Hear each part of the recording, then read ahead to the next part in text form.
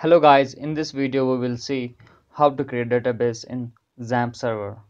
So we have to come to the browser and type localhost. Now come here PHP MyAdmin, and in here what we have to do, we have to click on this databases. Now provide the name of database. In this case I will provide PHP data and create it. Now we have made a database. You can see it on the left panel of the browser. You can see PHP data is here, but inside this PHP data there are no tables because we don't have created tables yet. So we will create a table inside this database, and name will be register, and number of columns will be 6. So click on this go.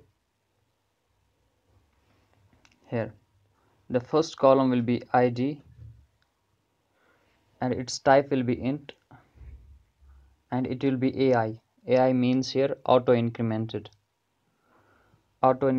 and it will be,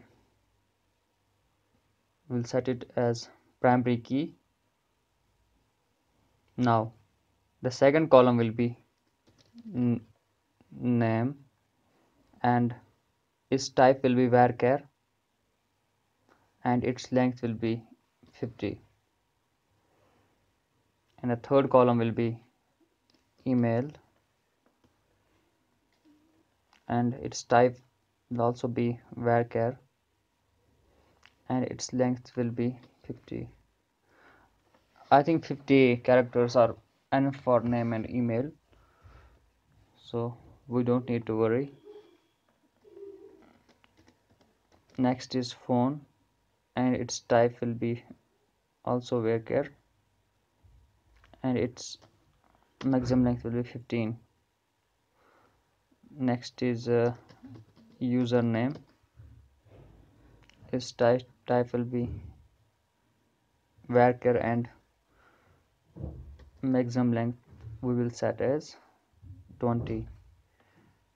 And next is password, and this also will be varchar, and it can be up to 25 characters. So this was all we have to do here. Now we have to click on this save button.